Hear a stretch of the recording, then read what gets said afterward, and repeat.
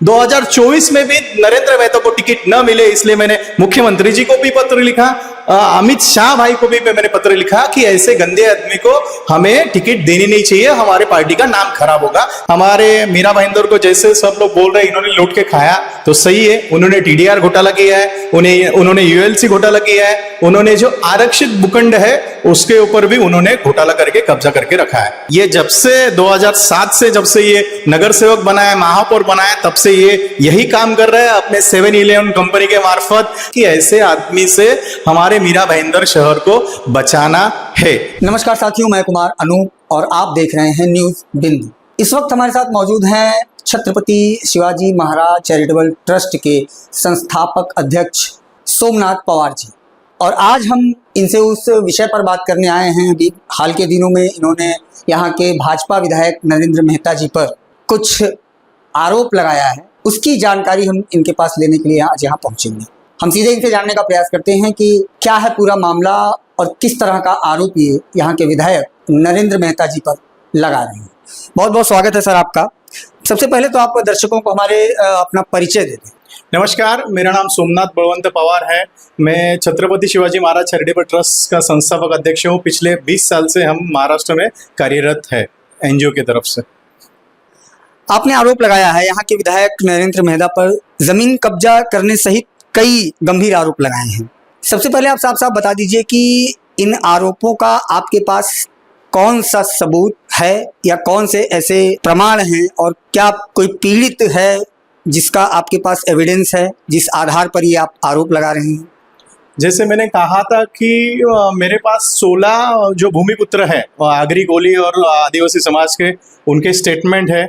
उन्होंने खुद अपने मुंह से कहा है, उन्होंने बहुत सारे कंप्लेंट अपने एसपी ऑफिस में किए हैं, मुख्यमंत्री साहब को किए हैं, उनके ऑफिस भी मेरे पास है, और मैंने खुद वो जाके ज़मीन वगैरह मैंने देखी है और उनके दस्तावेज भी मैंने देखे, और वो दस्तावेज की कॉपी भी मैंने सीएम साहब को मैंने दी है। इन्होंने हमारे मीरा भाईंदर को जैसे सब लोग बोल रहे हैं इन्होंने लूट के खाया, तो सही है, उन्होंने टीडीआर घोटाला किया है, उन्होंने यूएलसी घोटाला किया है, उन्होंने जो आरक्षित भूखंड है उसके ऊपर भी उन्होंने घोटाला करके कब्जा करके रखा है। जो आरोप आप सार्वजनिक रूप से लगा रहे हैं उसकी याद अचानक आपको क्यों आई? अब जागे हैं, क्या ये व्यक्तिगत या राजनीतिक मामला है? ऐसा कोई नहीं है। आपको मैं बता दूं, मैं 2019 में भारतीय जनता पार्टी में आया और 2020 या 19 में उनका वीडियो वायरल हुआ था टॉवेल का, तो उस टाइम पे भी देवेंद्र फडणवीस जी को पत्र लिख के कहा था कि ऐसे आदमी हमारे पार्टी में नहीं चाहिए। 2022 में आमदार नरेंद्र मेहता तभी आमदार नहीं थे, वो माजी आमदार थे, उन्होंने मैं जो अपने निधि से लाइब्रेरी बना रहा था बच्चे लोगों के लिए, 2022 की बात है, 25 लाख रुपया हमारे हसमुख गहलोत जब उप महापौर थे उन्होंने दिया था। मैं प्रभाग समिति सदस्य था, मेरा 15 लाख, ऐसे 40 लाख का टेंडर भी उन्होंने निकाला था। और ये महाशय ने हमारे एक स्थानिक पदाधिकारी थे, उनको खुश करने के लिए उन्होंने वो लाइब्रेरी कैंसिल करने के लिए और वो जो बिल्डिंग बनने वाली थी उसको कैंसिल करने के लिए उन्होंने पत्र दिया। ये 2022 की बात है। तभी भी मैंने रविंद्र चौहान जी को बताया, मैंने प्रवीण दरेकर जी को बताया, खाली उस टाइम पे मैंने देवेंद्र फडणवीस जी को बताना रह गया। 2024 में भी नरेंद्र मेहता को टिकट न मिले, इसलिए मैंने मुख्यमंत्री जी को भी पत्र लिखा, अमित शाह भाई को भी मैंने पत्र लिखा कि ऐसे गंदे आदमी को हमें टिकट देनी नहीं चाहिए, हमारे पार्टी का नाम खराब होगा। मतलब ये कोई नया मुद्दा नहीं है कि हमने कल जाके वो आए और उठा के उनके विरुद्ध में बोल रहे हैं। हाँ, खुल के हम अब भी आए। आप कह रहे हैं जमीनों पर कब्जा हुआ, यह कथित कब्जा कब हुआ, किस इलाके में हुआ, और उसमें किन लोगों या कंपनियों के नाम सामने आ रहे हैं? ये जो कथित कब्जा नहीं है, ये रियल फैक्ट है। ये जब से 2007 से जब से ये नगर सेवक बनाया, महापौर बनाया, तब से ये यही काम कर रहे हैं अपने 7-Eleven कंपनी के मार्फत।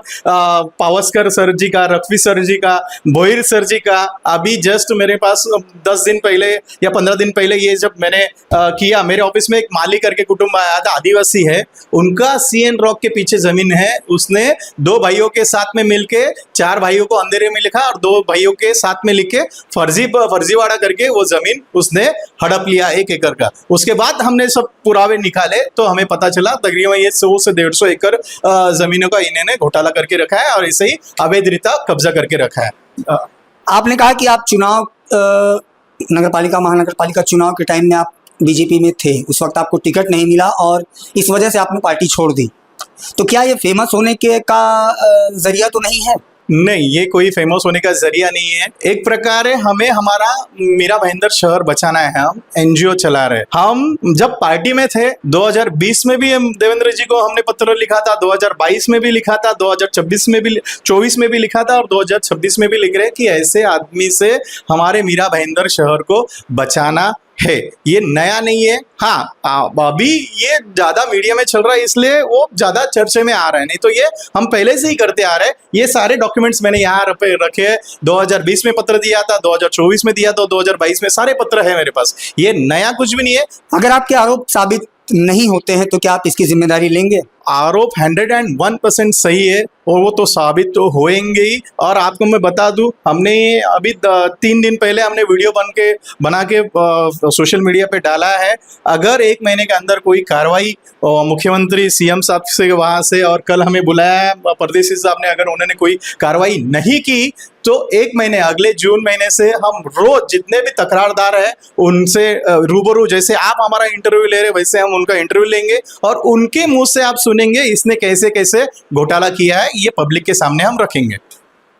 बहुत बहुत धन्यवाद। ये थे हमारे साथ सोमनाथ पवार जी, जिन्होंने यहाँ के विधायक नरेंद्र मेहता जी पर कथित जमीन घोटाले को लेकर तमाम आरोप लगाए हैं। इन आरोपों की पुष्टि हम नहीं करते जब तक कि पूरा मामला स्पष्ट नहीं हो जाता है। धन्यवाद।